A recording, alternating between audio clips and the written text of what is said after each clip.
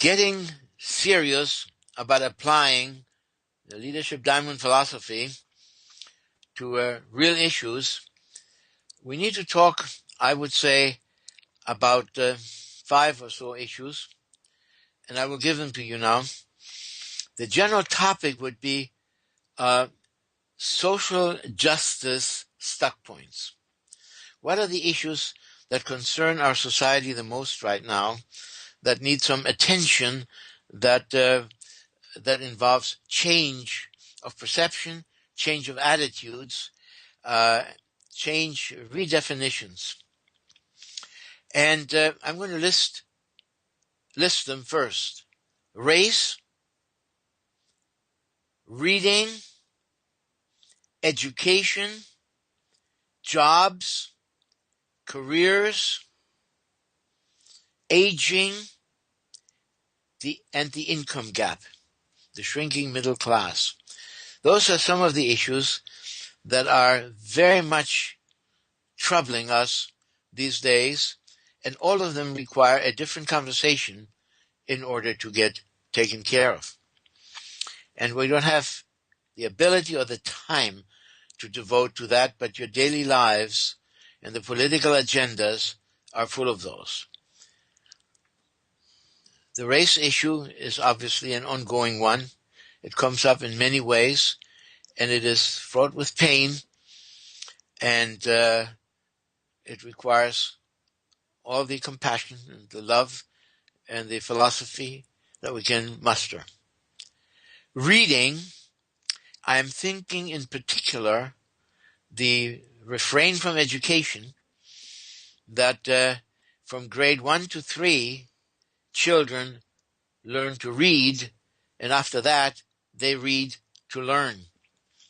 And those children who don't make it at that point will be lost. And that is an intolerable situation that requires a mindset change for a total national awareness. Education in general, something that may lead to jobs and careers, is of course huge. And education is 2 things that are very different. Skills, STEM, and the humanities, which are character and maturity.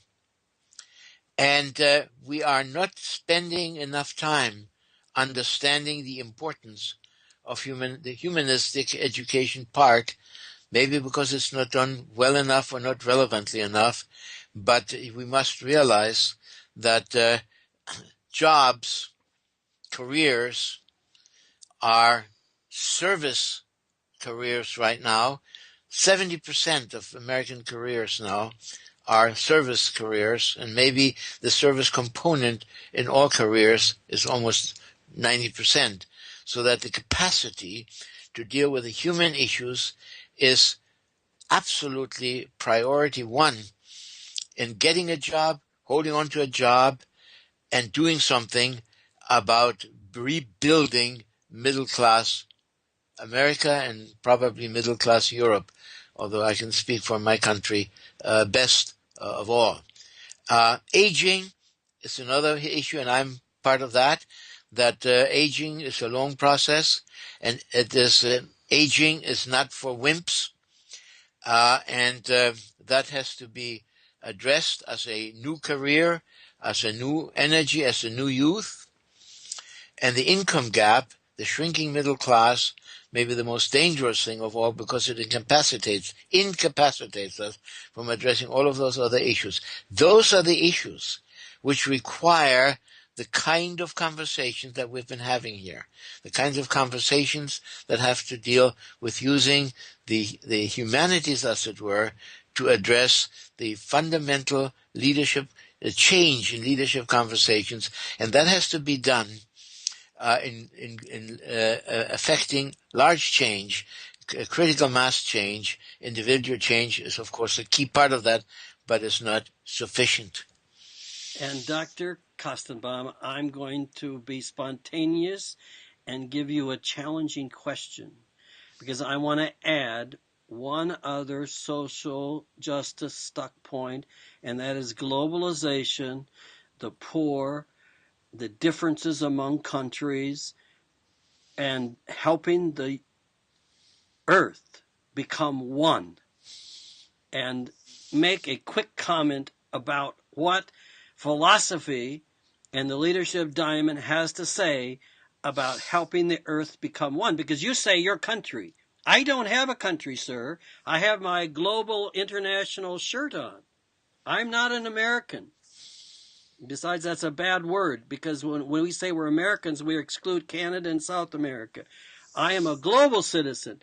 Tell me about, in 30 seconds, to wrap this up, your wisdom from all your philosophical learning, what you have to say about the earth becoming one universal system.